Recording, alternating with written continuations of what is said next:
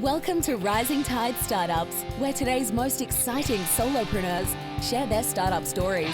They also deliver tangible strategies that they would implement personally if starting their business over today. Each episode is a startup masterclass. Make sure you take notes. Take it away, Kevin. This is Kevin Pruitt with Rising Tide Startups, and my guest today is Albert Jing. Albert, thanks for joining us on Rising Tide. Morning, Kevin. Thanks for inviting me. Pleasure to be here.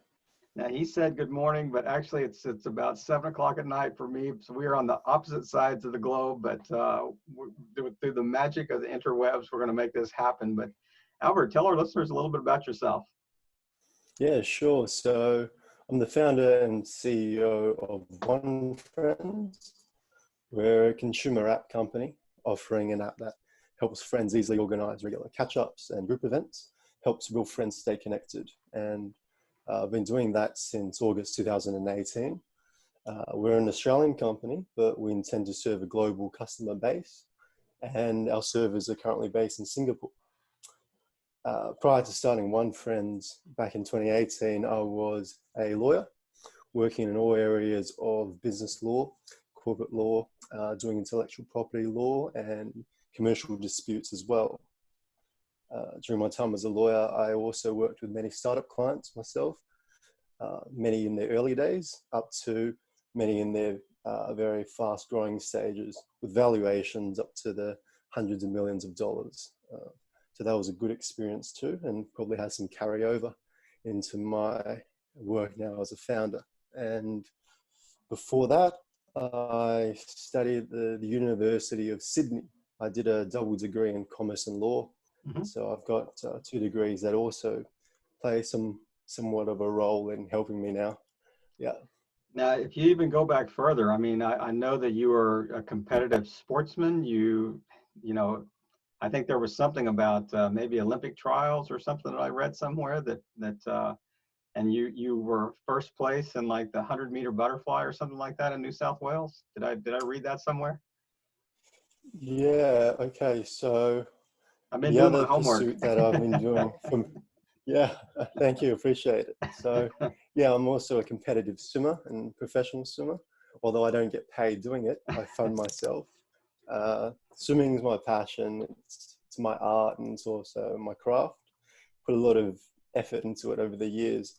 I did try out for the 2016 Olympics, but didn't make that team. Our standard in Australia is very high. You have to be top 8 in the world, basically, yeah, for your event to make that team.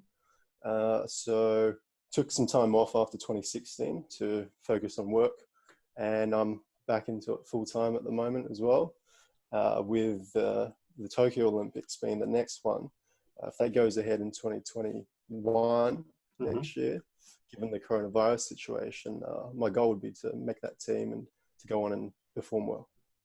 What's always funny, I mean, when you see the Olympics, it seems like it always comes down to the Australians and the Americans in the finals. You know, as having the swim offs, you know, to see who's going to get the gold. But yeah, I mean, obviously you are a classic underachiever. I mean, you know, you law degree, you got a finance degree, you're virtually an Olympic athlete, and you know, so much more. I mean, I read a lot of accolades as I was kind of looking through your LinkedIn profile and stuff that you probably didn't even list yourself. Somebody else probably listed for you, because you would probably be too humble to list those yourself. But it is, I really wanted to kind of drill down a little bit and just kind of hear the transition story. I mean, it buffered right at the very first as you were doing your bio. So tell us the name of the app again that you're creating. Sure. So the app is called OneFriends, OneFriends, spelled as one word.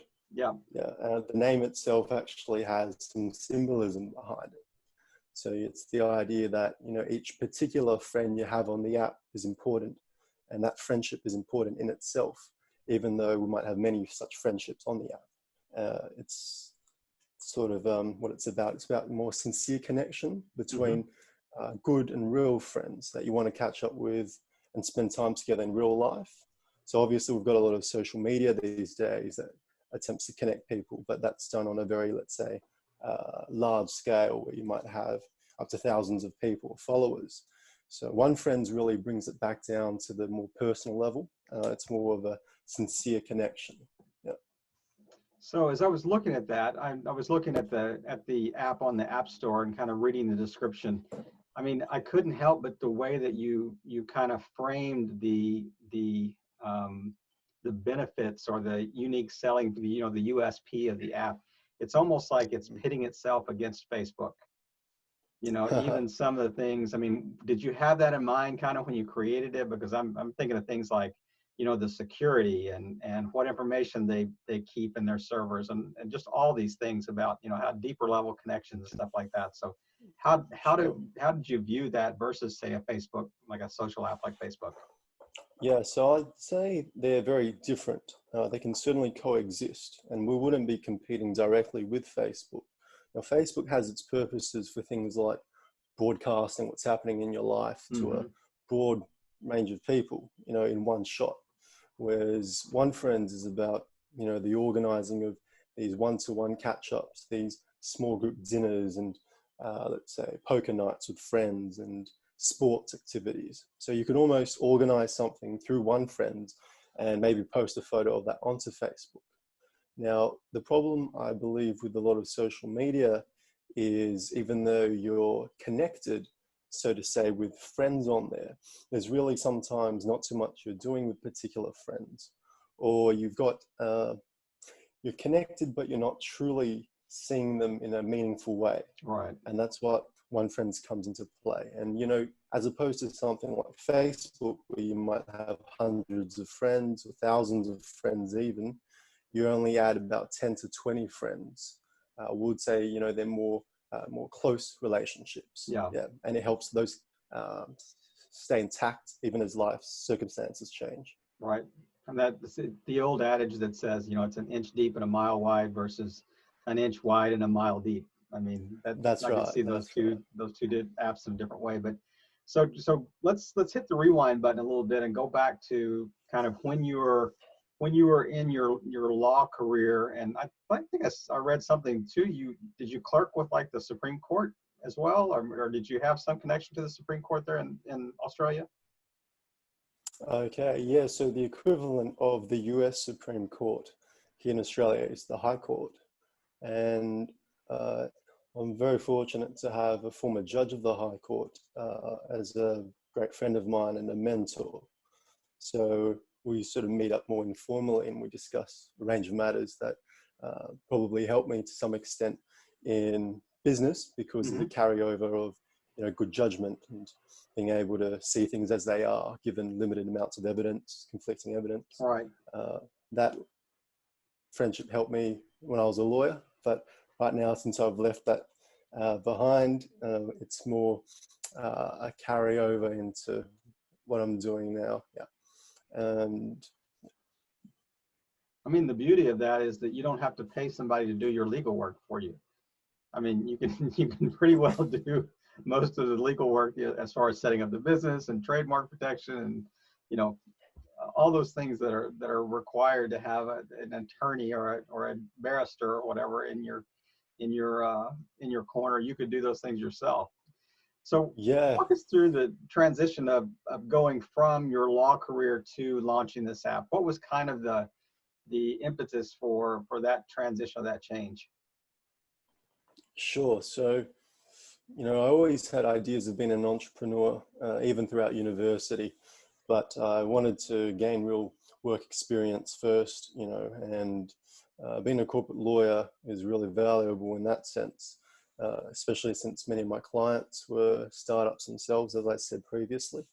And the transition itself was an interesting one, I would say. I really, decided to become an entrepreneur because I wanted to make an impact on a large scale. And I realized being a lawyer wasn't really going to allow me to do that. So I made the decision back in December 2018 to quit my law firm job and focus purely on OneFriends, fully commit to that. Whilst I was working my last job, there was a period where I was still moonlighting my startup. So I'd work a full-time job and then do my swimming training after work and then work on my startup from about 11 p.m. till 3 a.m. in the morning. Wow. So that was a interesting, intense period. But, you know, I believed in it and I was going to put in the work. So that was part of the transition. And once I'd fully took on the role of the founder CEO of OneFriends, things probably became a bit easier in this sense because of the increased time I could spend, and I could spend more time with my team, so my contracted team. And yeah, it's been rewarding thus far. You know, we're about just under 2 years into this journey now, and there's a lot going on, but I'm excited. And I certainly believe with a lot of conviction that OneFriends will go on to do great things. I mean, it's interesting. I've done, I don't know, almost 200 of these interviews, and if you know each founder that I talk to, and I can almost hear their story as they kind of walk through the process of, you know, they had their previous career or their previous job, and then there was something that caused them to want to step out of that and you know, create something. But it's amazing how little is wasted, you know, in that journey, in that pathway leading up to like their launch of whatever their new business is. And I mean, I could even go back in your journey, even back to, you know, probably high school, maybe even earlier than that. I'm thinking, you know, even the discipline that you had as a swimmer, it, you know, has probably helped you have discipline in launching this app, or being able to manage your time well, or, you know, whatever that would be. But I think all these things would have helped you, you know, to be prepared to found a company.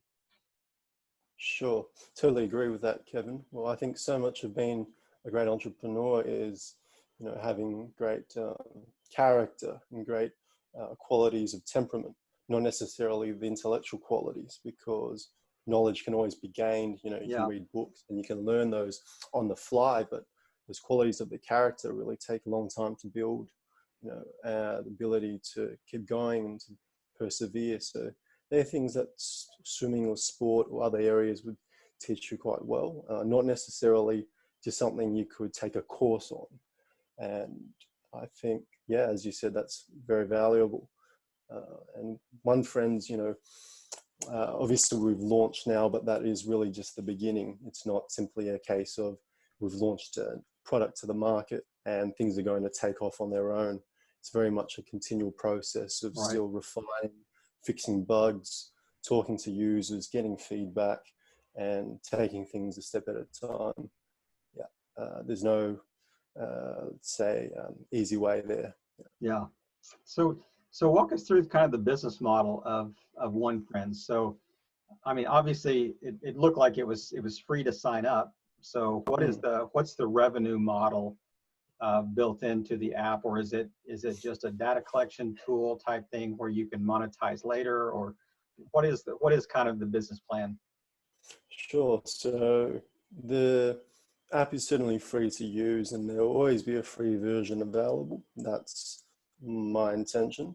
And the app will eventually have more premium features, you know, as our user base grows, and determining what certain classes of users really find would be helpful to them, we would add those on. Yeah. So that would be one stream of revenue, and eventually there will be other ones, such as, you know, partnering with certain restaurants and venues, and they could pay a subscription fee for directing some of our clients to their venues. Yeah. And that's another revenue stream, and there are things that we will lock into place as the user base grows. Yeah. So tell me, how did you come up with the idea itself? Sure. Well, the idea for OneFriends really came because it solves a personal problem. You know, I can feel the pain of having great friends from the past who I've lost contact with. You know, we may have agreed to keep in touch, but, you know, the time just faded and the time sort of elapsed, and nobody really bothered to reach out because everyone's busy with their own lives, you know, and everyone has other things going on. So reaching out to a particular friend to organize a catch up, or to organize a get together, or to bring the group together sometimes can just be a difficult logistical issue almost. So, you know, I was thinking about a way to solve that problem of friends who want to obviously catch up, but no one's reaching out. Mm-hmm. So one friend sends an automatic invite to both friends when it's time to catch up. So it takes that burden off the friends, and it's like a reliable bridge between friends. Yeah. Okay. That's something sort of, so that was an idea I had because I was considering how would I solve my own problem. Mm-hmm. And I came up with a solution, and I spoke to my friends and other people I didn't know, and it seemed like it was solving a common problem, and that solution would be scalable. So we went from there. Obviously the idea and the product has adapted over time, Right. especially given technical considerations as well. But that was the initial premise and how it sort of started. So do you set the reminder time, or does the app just do it like every 30 days? It says, hey, you need to ping Kevin here, and because you haven't talked to him in a while. Sure. So what you can do is, after you've added a friend on the app, you've got a set of options, right? Between 1 month, 2 months, 3 months, 6 months, or 12 months. And if you lock one of those frequencies in with your friend, so they accept it as the catch-up frequency, based on that frequency, you automatically get an invite, right? So on both your apps, you'd say, time to catch up with Albert, time to catch up with Kevin, and we'll both see that. So I don't have to reach out to Kevin with an excuse to say, hey, Kev, I just saw your podcast. I think time we catch up or something about that. So we get that invite, and then we can select which days within the next 2 weeks suit our schedules, right? And I can then have a vote on those. Or if there's a matching time between our selections, that's automatically set as the time. Okay. So it really solves that logistical problem of bouncing back and forth with messages about, what day works for you. Does Thursday work for you? And you say, oh no, maybe Friday. I say, oh, Friday might not work. And then it all falls apart. So it solves that human side of the problem. Yeah. And also there's often a reluctance to reach out. If we haven't contacted each other for, say, 6 months or a year, it takes almost a bit of courage to reach out of the blue. But if in fact, you bump into a good friend in public, it's a great feeling of, nostalgia and connection again. Yeah. So OneFriends tries to bring that. This is, I mean, it kind of alleviates that uneasiness, and really, I mean, it is a reminder. It's a ping, because it may not be top of mind, and as you're going through your day. But let me ask you a question, because as I'm trying to get my head around the business model and how I guess the functionality of the app, one thing that might concern me a little bit if I was designing this or investing in this would be, is this something that people would not use very frequently, as a catch up? Has that been a concern of you that, I mean, what most social apps are designed to do is to get you to use it very, frequently. A lot of, it's kind of become a habit to use or something like that. If it's designed just to, connect friends on a kind of a predetermined basis, is there anything else that's built in the app that would cause me to look at it more often or to utilize it more often? Do you kind of understand the question? Definitely, yeah. So there's certainly things in the app that create further engagement. So we can imagine it almost as, in terms of organizing events, as 2 streams. So you've got that recurring catch-up based on the frequency, but you've also got custom events and activities. Yeah. So you could have, a weekly swim session with particular friends, and you organize that through the app and you create that event, right? Or you could have your weekly yoga session, or a weekly get-together to have a chat with a particular group of friends. Yeah, so that creates, a more, let's say, frequent engagement, depending on, how often you want to see particular groups. You might have a book club that you meet up once every 2 weeks. And then after that, you might have some drinks. So there are all sorts of events that can be done. And the sort of possibilities are almost up to the imagination of the particular users. Like during this coronavirus period, people have been using it to organize online games where you bring a group of friends together to play some online poker, for example. And those things will always be happening. Yep. You can also use it as like an event reminder for yourself as well, where you create an event, and because there's a reminder notification the day before and an hour before the event, that helps you organize things as well. Also, there's the chat function, where you can just have a group chat with particular friends on a topic, or chat one-on-one.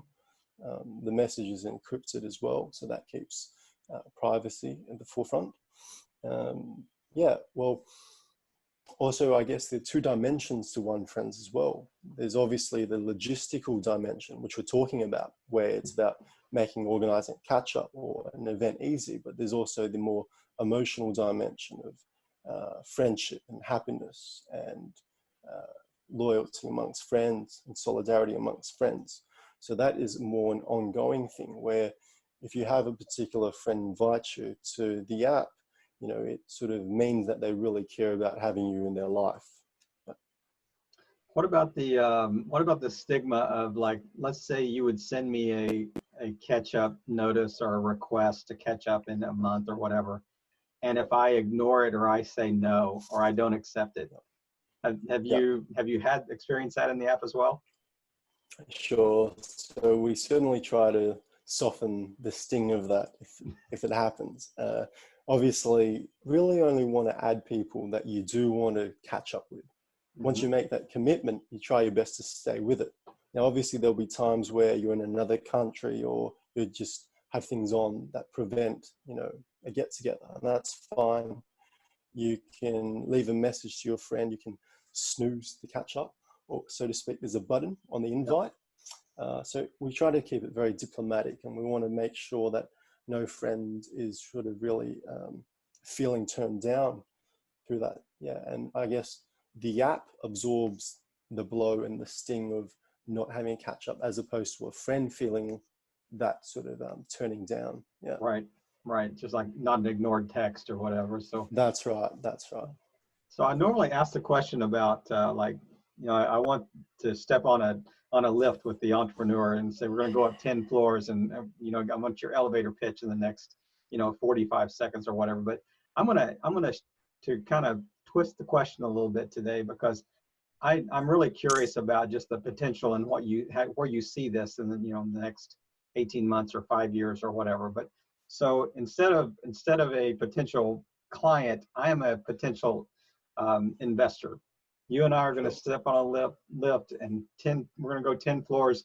Give me your best pitch for investment over the next 45 seconds or so.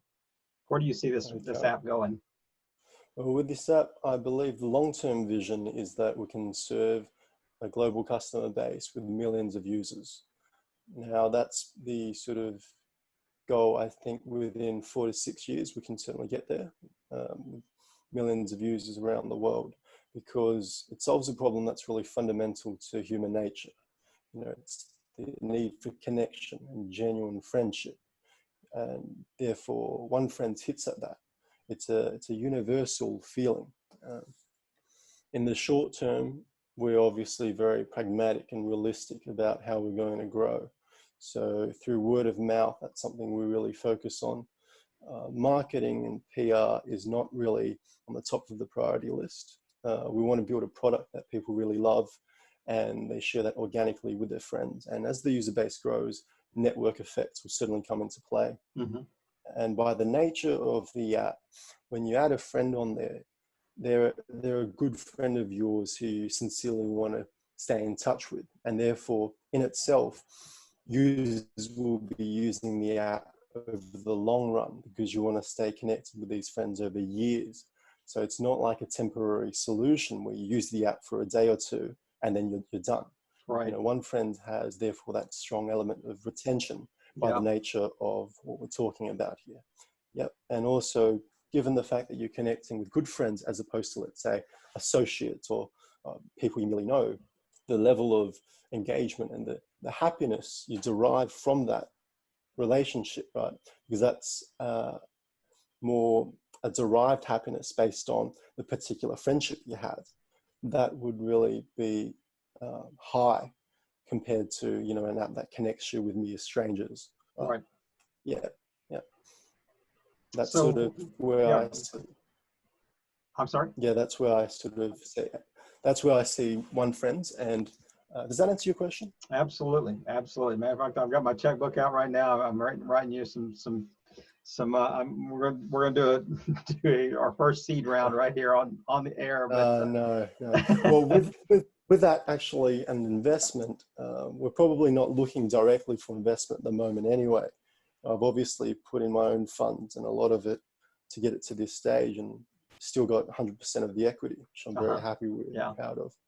You know, a lot of founders, from my experience, just when they get their first product to market, have given away, you know, anywhere between 5 up to, you know, even 20% of the company. So at the moment, we don't really need the funding, but in the future, there's always that possibility if we wanted to grow at a rapid pace.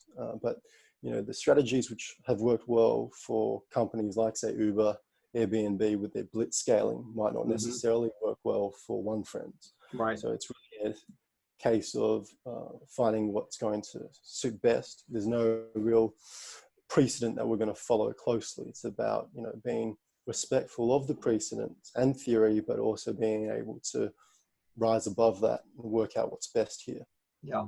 I mean, I think you're exactly right. I mean, I think it certainly has a network effect that says, you know, a user inherently will add people to their network within the app. I mean, just by sending invitations or whatever. So you're growing your user base, you know, exponentially by people using it versus, you know, that doesn't necessarily happen with Airbnb or Uber or whatever, because there's no natural connection for me to add people other than they may give me $5 off on my next ride or something like that, for, you know, for somebody that signs up or something. But yours is built into the model itself. I mean, it is relying on that model. But speaking of, you mentioned a minute ago about just kind of the coronavirus and how they're using the app differently. You know, I'm curious. I would think that your app has a little bit of you know, resiliency even in a difficult time like this, because you know, it's not necessarily the brick and mortar, you know, we're going to close the doors. I mean, your app is still active. I mean, people are just say meeting online instead of meeting, you know, in face to face or whatever. So have you seen any impact at all because of the coronavirus? Well, we're only a month out after launching, right? So the user base is still in its initial stages. Now, the coronavirus, you know, very unfortunate for the people who've been affected. It's something that would impact OneFriends in the short run in one respect, because people obviously can't go to a venue if they're closed or they're gathering restrictions. But that takes away, as I said previously, let's say the logistical dimension of the app, but the emotional dimension of the app, the need for connection and that connectedness and that feeling of sincerity and solidarity amongst friends is by no means diminished, or in fact, it's probably enhanced during the stage. And then, so people can still chat, they can still set up a frequency and catch up in, say, 3 months' time, because they think by then the restrictions would have eased. Also, once the coronavirus, let's say, improves, people will then naturally want to do what's really important in their lives. And we can see that more than ever now, people feel a bit isolated without face-to-face interactions. So they're more likely to probably catch up and more likely to, you know, get back and have those old group activities and fun times together. Right. Yeah, I can certainly see that. I mean, I really like the idea behind the app, and I like your strategy of, you know, how you intend to grow this, and, you know, kind of bootstrapping it, you know, as long as you can until, you know, that critical mass or that blitz growth that you want to start at some point in time and hit the next stage. But I also want to respect your time, and I just appreciate you just taking the time to kind of share your story, your backstory today. But I kind of wanted to wrap up with another just kind of really unique question that I don't ask very often is what do you see as the biggest obstacle that you think you're going to face as an early stage app startup and how do you intend to overcome that? Sure. The biggest obstacle, I mean, I think it's probably common to a lot of startups in this day and age, and that's really to build something that users love in the long run, and that's really tied in with making an app successful as well. So that's probably the biggest thing. Yeah, So unpack that just a little bit. yeah, sure. So I would say, a lot of apps might create a bit of early engagement, but over the long run, the users might find an alternative solution, or they realize what they signed up for is not really what they need, right? So the challenge for OneFriends is obviously to initially create something that users love, and then also maybe adapt as time goes on as well, because the way that users use the app might be slightly different to what you originally anticipated. And as the user base grows as well, you might have certain cross sections of users wanting to have different features, right?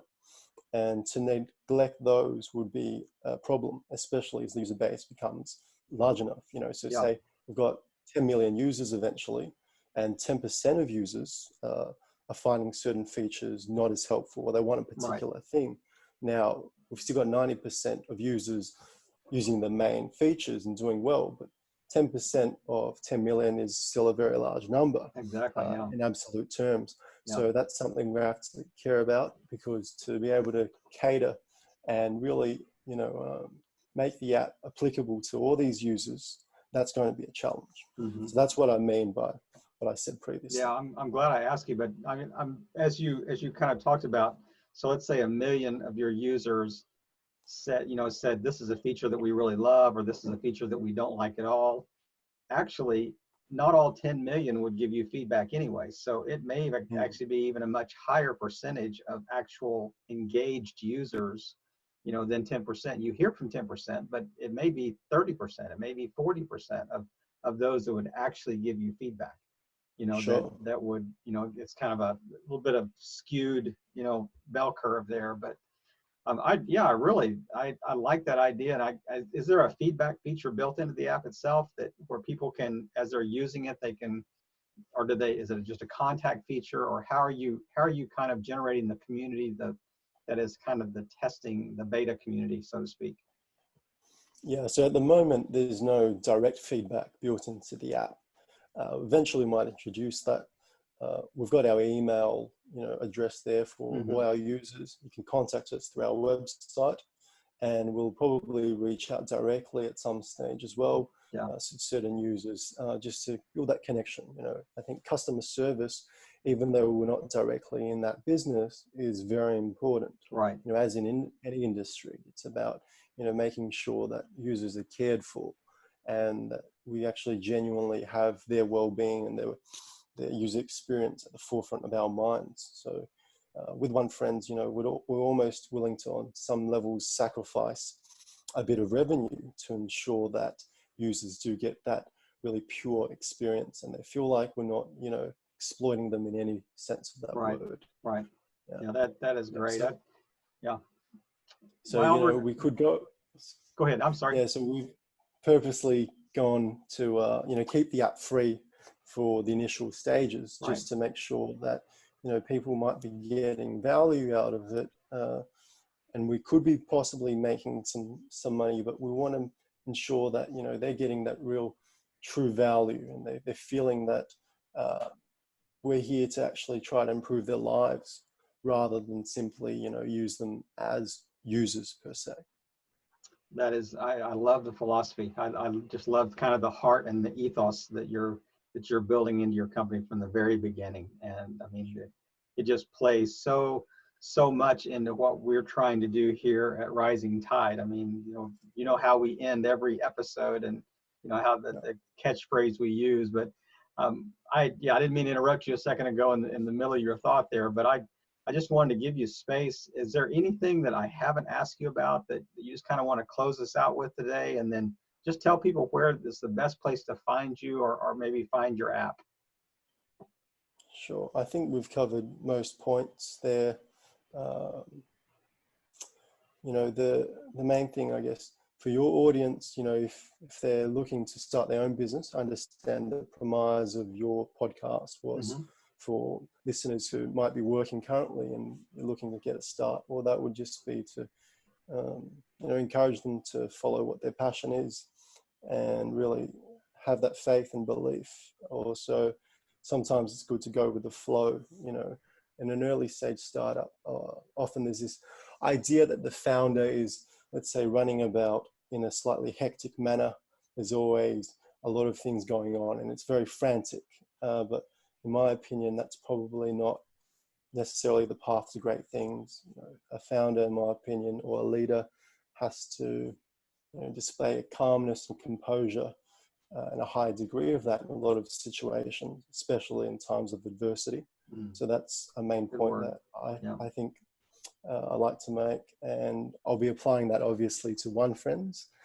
Given the timing of the interview, we're still at our early stages post-launch, but in the years to come, if we go on to achieve great things, I'd hope anyone who remembers that advice will give it a go. So where can they find you online? Sure. So you can visit our website, onefriendsapp.com, and you can check out the site. It's got some explanations of why you'd want to use OneFriends. You can also contact us through that website. If there's anything you'd like to contact me personally about, you can reach me at ceo@onefriendsapp.com. Just send me an email and I'll respond when I get the chance. Well, Albert, I really appreciate you taking the time today, and it's been great hearing about just kind of your story and just connecting with you, but really hearing about your app as well, and just kind of I love the early stage of a startup. I mean, that's really my favorite part, is kind of the creation and ideation and kind of launch phase of a startup, and I love the story behind what you're trying to build. And we'll certainly circle back in about 12 months, and man, if I can get to you by then, I may have to go through your people to get to you because you've grown. You're the new app unicorn in Australia. But just thank you for just taking the time and just sharing your story and just the genuineness and authenticity behind the culture of your company, and just really playing your part in helping all boats rise in a rising tide. Albert, thanks again. Sure, my pleasure, absolute pleasure. Kevin, thanks for inviting me on your show, and take care. All the best. Another episode in the books. We hope you heard some great takeaways. Don't forget to subscribe and leave a 5-star review on iTunes and YouTube. As always, thanks for listening to Rising Tide.